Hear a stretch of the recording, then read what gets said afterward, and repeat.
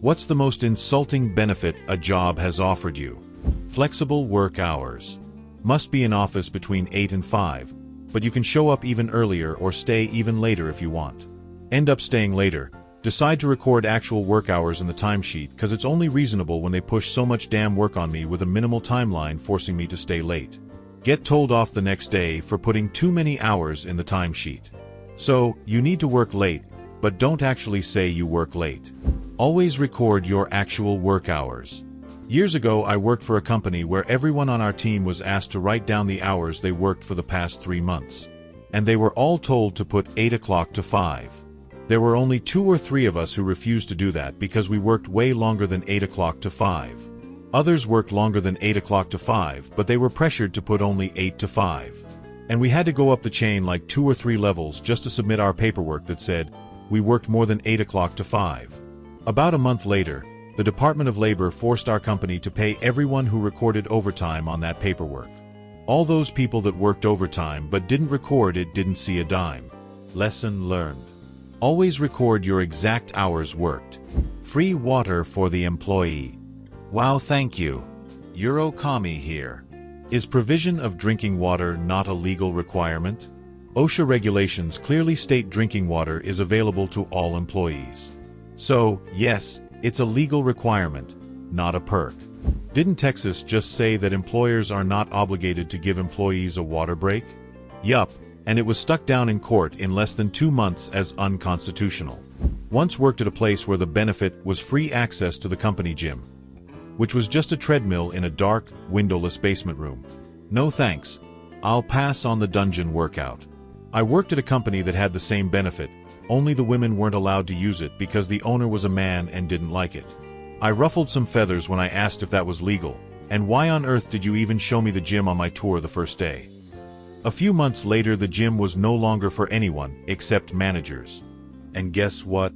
All the managers were men. Man, that's some old-school Mad Men caliber sexism there. The lack of awareness on display there is pretty stunning, like a perfectly freeze-dried prepared lawsuit ready to go. Just add lawyers. I worked at a radiology clinic where they would provide a single bread roll for staff for lunch on Wednesdays. No fillings or spreads. Just a plain white bread roll. That's when someone needs to audit where the allocated spend has gone to. At a place I tempted at, leadership made a huge deal that for lunch one day we would be served BLTs, so bring your appetite that day. That day we go to the cafeteria and get served our BLTs, which was some pre-cooked frozen bacon warmed in a microwave, 1 leaf of almost limp lettuce, a very thinly sliced tomato, between 2 pieces of very cheap bread, slathered with the thinnest layer of the cheapest mayo. People were rightfully pissed and management was amazed why people were upset and hungry. They signed a deal with a gas station chain. Employees would get a certain amount off on gasoline/diesel. This was paraded out with a full company meeting and everything. The price reduction was less than normal customers that got a card with that gas station chain. So they had spent months working out a deal that was worse than what anyone could get by signing up at the gas station chain's website.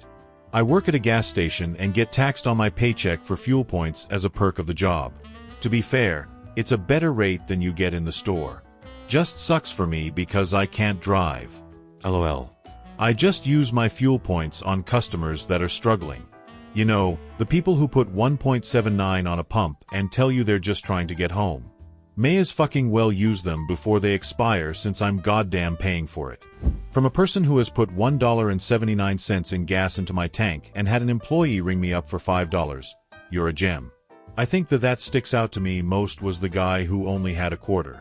Said it's all he has and he lives down the street so he's hoping to get home and have enough gas to come back in the morning when he got paid. I slapped a $5 bill on the counter and used my points and it filled up his tank, and he got $3 in change back. I rode that high all week. I usually avoid talking about this stuff because it generally brings people out of the woodwork to say I'm virtue signaling or whatever, but person shrugging medium light skin tone, it feels nice to be nice. And I try to put in the world what I'd like to see back. Like, tonight I was yapping to a customer and mentioned I wish I had some fries. He leaves with his stuff and comes back 10 minutes later with some fast food fries from down the street. He didn't have to do that. I gave him free coffee, and then gave the next few people who got fountain drinks or coffee theirs for free too, to pass on the karma. Because now maybe those people's days will be a little brighter, and they'll do something nice too. I just want us to take care of each other, man. I'm glad someone took care of you. You are a fucking dope human. I hope you reap all the happiness you sow. Smiley face, the world is a better place with you in it. When I worked at a local mental health facility, they had a crazy high turnover issue across the board, but particularly with clinical staff. One of their solutions for the morale issue was to throw an employee appreciation fair. Free food, games, music, the works. The first problem was, they expected the support staff to set up and man everything. Maintenance constructing the booths, IT setting up and managing the sound system, kitchen staff doing all the cooking. So not only did I was IT, not get to enjoy the event, we ended up a full day behind on our normal tasks as well. The other problem, the big problem though, was that any of the staff that interacted with patients, particularly the clinical staff they were having trouble retaining, couldn't cancel those appointments to attend. So the event just ended up being administrative staff and the office pool having a big party for themselves while the rest of us either served them or heard the festivities coming from outside while they were stuck inside doing actual work. As you may imagine, it did not have the intended effect, but the C-suite liked it so much it became an annual event. Having worked in mental health now in the NHS for over a decade, I have experienced this firsthand. New chief exec. Why is there such a high sickness rate and chronic staff shortage in mental health? We're underpaid, understaffed, and it's stressful. We'll do a job fair to make you feel appreciated. There will be lots of things like massage and healthy food.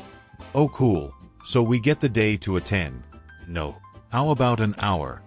No, you use your lunch break. But it'll take us time to travel daft. You can use your 30-minute lunch break. So basically this was a party for the executives? I just don't know why no one else attended. I worked at a software company at one point that decided to do employee appreciation events. Each department got their own event. Sales did wine and painting. Developers did axe throwing. The support team that I was on, that was the most behind, was not allowed to do their event during work hours. We were too important to clients. Our event was an after-hours, compulsory, bowling event down the street. The food was atrocious. Management did not seem to understand that calling us the most important department, while paying us the least and treating us the worst, did not do wonders for morale. I started a bar job and the people who were supposed to take over for my shift quit, so I worked 3 shifts in a row my first day. After working 23 hours, my boss said he'd give me a bottle of liquor as a thank you. He gave me a half bottle. I considered using a restaurant to cater for an event. They knew this. I set up dinner there as a test. The service was, to this day, the slowest I've ever had. I waited for 45 minutes before my drink came out, and only then did they take our food order. They apologized and asked if I wanted any wine on the house. I said sure. They walked over to a table that had just left and brought me their half-drank bottle. I work as a waitress right now and we are allowed free tap water, cold or hot. Back when I worked in restaurants, we got free meals before and after our service, and that was standard. I worked in restaurants because I knew I would always be able to eat. Your generation are being screwed over in so many ways by mine that I feel seriously ashamed.